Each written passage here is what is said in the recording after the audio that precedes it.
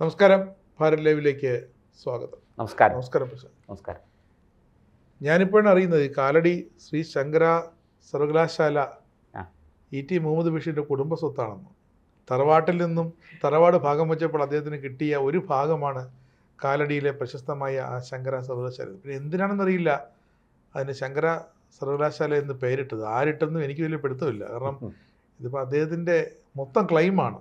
ഇത് ഈ പറയില്ല നമ്മൾ ഈ വീടിൻ്റെ ഐശ്വര്യം ചക്കുളത്തമ്മ അല്ലെങ്കിൽ ശങ്കര യൂണിവേഴ്സിറ്റിയുടെ ഐശ്വര്യം E.T. മുഹമ്മദ് ബഷീർ. അങ്ങനൊരു ബോർഡ് കണ്ടു. MSF ആണ്. നവാഗതരെ സ്വാഗതം ചെയ്തുകൊണ്ട് അവർ ഇട്ടിരിക്കുന്ന ഒരു ബോർഡാണ് E.T. മുഹമ്മദ് ബഷീറിൻ്റെ കലാലയത്തിലേക്ക് സ്വാഗതം എന്ന് പറഞ്ഞുകൊണ്ട് MSF ആണ് ആ ഒരു ഇത് ചെയ്തിരിക്കുന്നത്, ബാനർ കെട്ടിയിരിക്കുന്നത്. നല്ല കാര്യം അല്ലേ? നല്ല കാര്യം. അവർക്ക് 5 പൈസ ചിലവില്ലാതെ തന്നെ ആ സ്ഥാപനത്തിന്റെ അല്ല, നമ്മൾ സാധാരണ SFIയുടെയും AVPയുടെയും KSUവിന്റെയും ഒക്കെ നവാഗതർക്ക് സ്വാഗതം കലാലയത്തിലേക്ക്, ഇത് നമ്മൾ കലാലയത്തിലേക്ക് സ്വാഗതം എന്ന് പറഞ്ഞ ബോർഡ് അല്ലെങ്കിൽ ബാനർ നമ്മൾ കണ്ടിട്ടുണ്ട്. പിന്നെ ചിലയിടത്തൊക്കെ നമ്മൾ ഈ കോളേജും സർവകലാശാലയും ഗവർണറുടെ തന്തയുടെ വകയല്ല എന്നുള്ള ബോർഡും നമ്മൾ കണ്ടിട്ടുണ്ട്. പക്ഷേ ഇങ്ങനൊരു ബോർഡ് ആദ്യമായിട്ടാണ്. പക്ഷെ ഗവർണറുടെ തന്ത വരെ കാണിച്ചിട്ടാണ് അങ്ങനെ പോയത്. അതെ. അല്ല, അതുകൊണ്ടാണ് ഇപ്പം അനക്കമില്ലാത്തത്. ഇരിക്കട്ടെ, ഈ കാലടി ശങ്കര സർവകലാശാലയിൽ MSF ഇങ്ങനൊരു ബോർഡ് വെച്ചിരിക്കുന്നത് E.T. മുഹമ്മദ് ബഷീറിന് ഈ കാര്യത്തിൽ എന്താണ് പങ്ക്? ഈ സർവകലാശാല സ്ഥാപിക്കുന്നതിൽ E.T. മുഹമ്മദ് ബഷീർ കേരളത്തിൻ്റെ വിദ്യാഭ്യാസ മന്ത്രിയായിരുന്നു. അദ്ദേഹം നല്ല മന്ത്രിയായിരുന്നു. എനിക്ക് അദ്ദേഹത്തിനോട് നമുക്കൊരു വിയോജിപ്പുമില്ല. മന്ത്രിയായിരുന്ന കാലത്ത് അദ്ദേഹം പക്ഷപാതരഹിതമായിട്ടാണ് പെരുമാറിയത്. അദ്ദേഹം ഈ പറയുന്നത് പോലെ എന്തെങ്കിലും ഈ താൻ വിശ്വസിക്കുന്ന തൻ്റെ മതവിശ്വാസങ്ങൾക്ക് അനുസൃതമായ എന്തെങ്കിലും കാര്യങ്ങൾ വിദ്യാഭ്യാസ വകുപ്പിലൂടെ അങ്ങനെ എന്തെങ്കിലും ഇതായിട്ട് ചെയ്യാൻ അദ്ദേഹം ശ്രമിച്ചിട്ടില്ല എന്നാണ് ഞാൻ മനസ്സിലാക്കുന്നത്. ലീഗിനുള്ളിലെ നല്ല മന്ത്രിയായിരുന്നു അദ്ദേഹം. ഒരിക്കലും അദ്ദേഹം 2 തവണ അദ്ദേഹം മന്ത്രിയായി. ആ 2 തവണ അദ്ദേഹം കേരളത്തിന് അഹിതമായതൊന്നും ചെയ്തിട്ടില്ല. MSFന് എത്രയും പെട്ടെന്ന് നമ്മുടെ ചാലക്കുന്നിലെ ക്യാമ്പിലേക്കോ നെയ്യാർ ഡാമിലെ കോൺഗ്രസിൻ്റെ KPCCയുടെ ആ ഇൻസ്റ്റിറ്റ്യൂട്ടിലേക്കോ പറഞ്ഞു വിടണം MSFൻ്റെ സംസ്ഥാന ഭാരവാഹികളെ. അതായത് നമ്മുടെ പൊതുവിദ്യാഭ്യാസ മന്ത്രി ഇപ്പോൾ ഷംസുദ്ദീനാണ്, അറിയാലോ, അവരുടെ മന്ത്രിയാണ്. പക്ഷേ ഈ സർവകലാശാല വരുന്നത് റോജി എം ജോണിൻ്റെ കീഴിലാണ്, ഉന്നത വിദ്യാഭ്യാസ മന്ത്രിയുടെ, അല്ലേ? അപ്പോൾ അങ്ങനെ വരുമ്പോൾ അവർക്ക് തന്നെ കൺഫ്യൂഷനാണ്, ഇത് ഏതാണ് മന്ത്രി? എന്നാൽ പിന്നെ പഴയ ബാനർ ഇരിക്കട്ടെ. പണ്ട് ഉന്നത വിദ്യാഭ്യാസ മന്ത്രിയും പൊതുവിദ്യാഭ്യാസ മന്ത്രിയും രണ്ടായത് LDFിൻ്റെ കാലത്താണ്, അല്ലേ? ഇങ്ങനെ മന്ത്രിമാർ 2 തരംതിരിച്ചത് ഇവർ അറിഞ്ഞു കാണത്തില്ല, അല്ലെങ്കിൽ അവർക്കത് അറിയില്ല. അറിയാതെ പഴയ ബോർഡ് പണ്ട്. നമുക്കിതിന്റെ ചരിത്രം ഒന്ന് പരിശോധിച്ച് നോക്കാം. ഈ സർവകലാശാല എങ്ങനെയാണ് ഇവിടെ കാലടിയിൽ വന്നത്? മലപ്പുറത്തുനിന്ന്. അത് മലപ്പുറം വഴി അല്ലേ? ശരിയാ, മലപ്പുറം വഴിയായിരിക്കും കല്ലെറിഞ്ഞ്. അതായത് ശൃംഗേരി മഠം കോടിക്കണക്കിന് രൂപ കൊടുത്ത് ഈ എന്താ പറയുക, ഭൂമിയും കെട്ടിടങ്ങളും ശൃംഗേരി മഠത്തിൻ്റെ കോടിക്കണക്കിന് രൂപ വില വരുന്ന ഭൂമിയും കെട്ടിടങ്ങളും വിട്ടുകൊടുക്കാം. അങ്ങനെ വിട്ടുകൊടുത്തിട്ടാണ് സംസ്ഥാന സർക്കാർ ആ ഭൂമിയിൽ ഒരു സർവകലാശാലയ്ക്ക് രൂപം കൊടുക്കുന്നത്. ഇപ്പോൾ ബോർഡ് വെച്ച് എന്താണെന്ന് മനസ്സിലായോ? അത് വഖഫിൻ്റെ സ്വത്താണെന്ന് പറയാൻ വേണ്ടിയിട്ടാണ്. മനസ്സിലായോ? ശൃംഗേരി കോടിക്കണക്കിന് രൂപ അവരുടെ സ്വത്ത് ഇങ്ങോട്ട് കൈമാറിയെങ്കിലും സർവകലാശാല വിട്ടുകൊടുത്തെങ്കിലും അത് വഖഫിൻ്റെയാണ്. അതാണ് ഈ തുടക്കം. എന്തായാലും കൊള്ളാം. അപ്പോൾ ഇത് ബഷീർ സാഹിബ് വിദ്യാഭ്യാസ മന്ത്രി, E.T. മുഹമ്മദ് ബഷീർ വിദ്യാഭ്യാസ മന്ത്രി ആയിരിക്കുമ്പോഴാണ് ഈ നിയമസഭ സർവകലാശാലയ്ക്ക് വേണ്ടിയിട്ട് ബില്ല് പാസ്സാക്കുന്നത്. അതാണ് ഒരു ഇത്. മാത്രമല്ല, അന്ന് അവർ പറഞ്ഞത്, ശൃംഗേരി മഠം പറഞ്ഞത് സംസ്കൃതം, അദ്വൈത വേദാന്തം, ശ്രീശങ്കരൻ മുന്നോട്ട് വെച്ച തത്വദർശനം, ഇതൊക്കെ തത്വശാസ്ത്രം, ഇതിനൊക്കെ വലിയ പ്രചാരണം ഉണ്ടാകണം. അതിനെ പ്രചരിപ്പിക്കാൻ വേണ്ടിയിട്ടാണ് അവർ ഈ വസ്തുവകകളൊക്കെ വിട്ടുകൊടുത്തത്.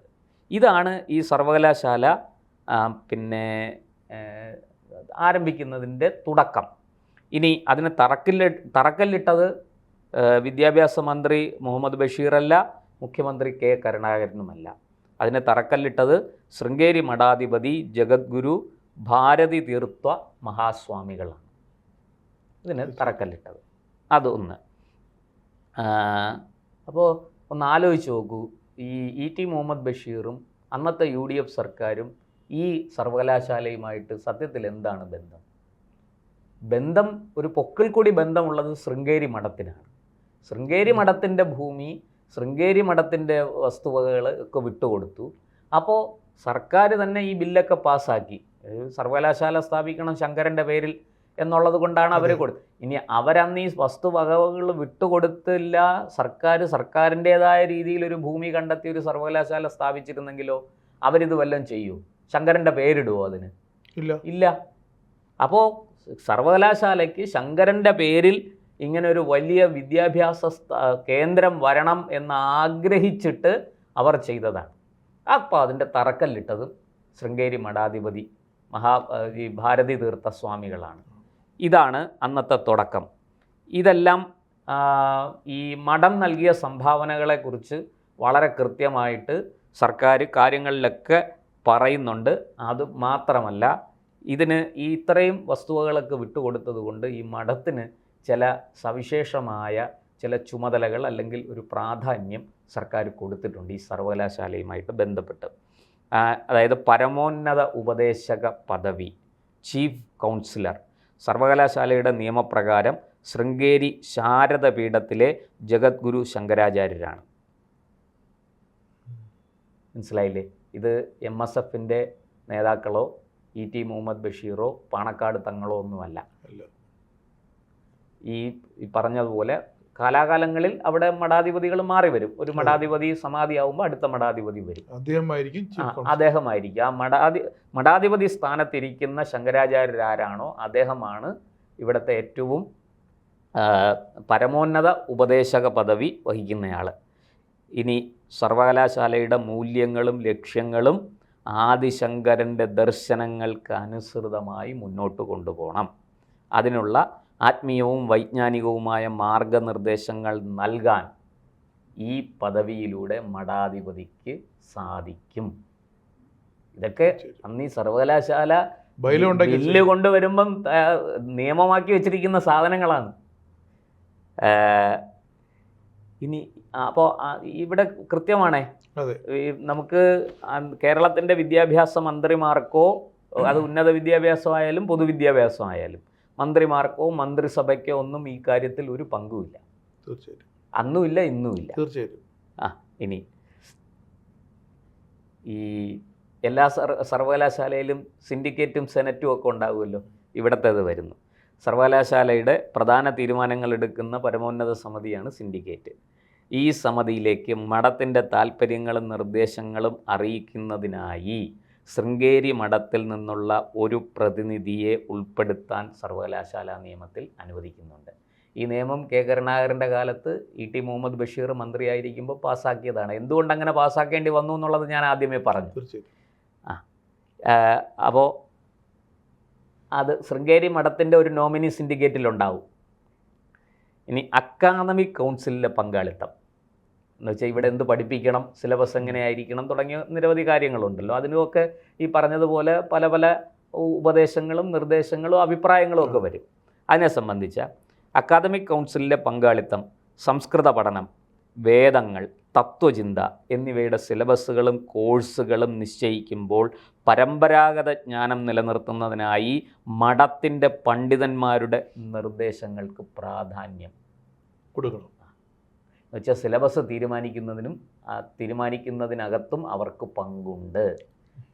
അത് ഒരു തരത്തിലും മുസ്ലിം ലീഗിനോ ഇ ടി മുഹമ്മദ് ബഷീറിനോ ഒന്നും അവിടെ പങ്കില്ല.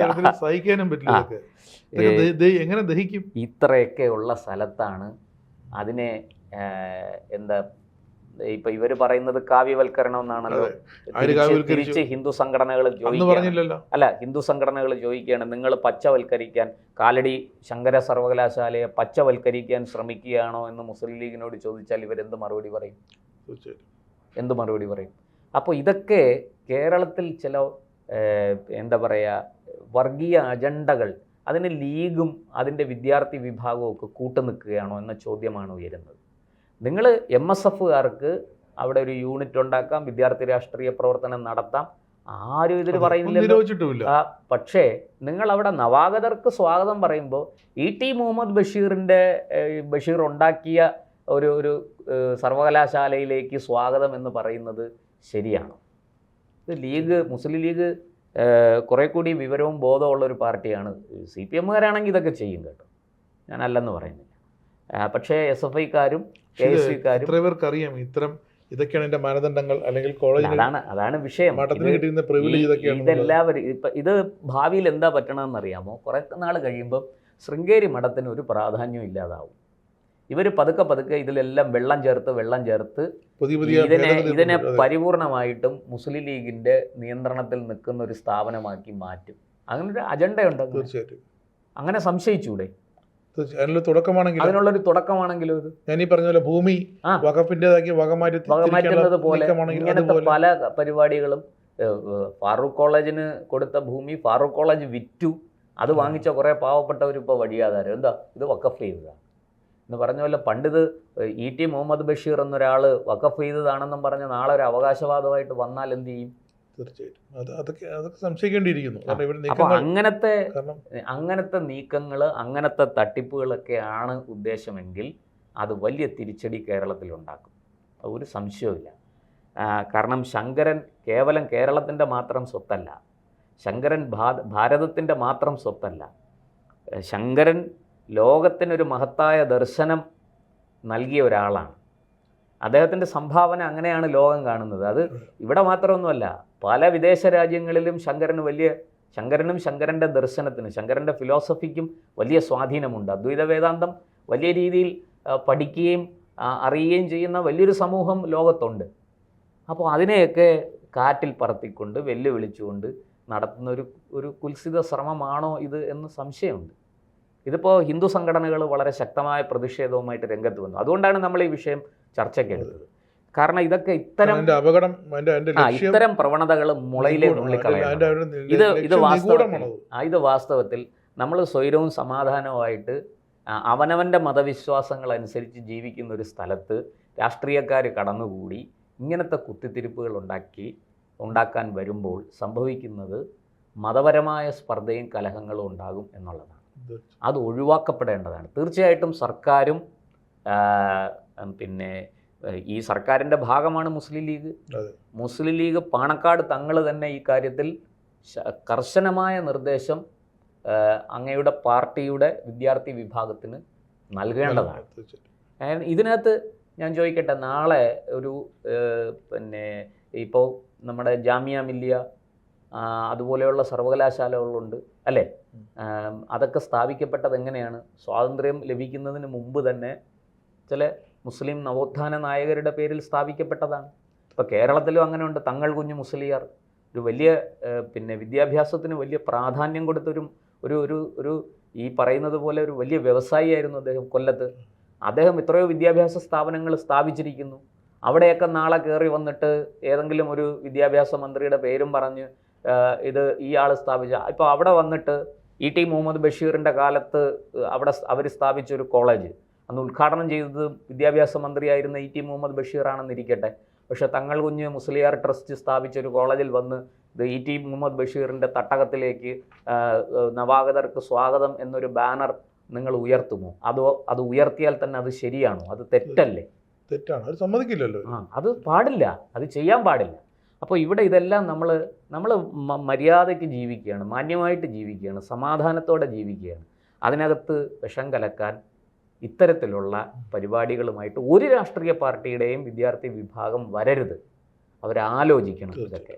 പ്രത്യേകിച്ചും ശങ്കരൻ്റെ പേരിലുള്ള ഒരു സർവകലാശാല അത് ഒട്ടും തന്നെ നമുക്ക് അംഗീകരിക്കാൻ കഴിയുന്നതല്ല. തീർച്ചയായിട്ടും തിരുത്തപ്പെടേണ്ടതാണ്. തെറ്റാണ്, ആ തെറ്റ് തിരുത്തപ്പെടുക തന്നെ വേണം.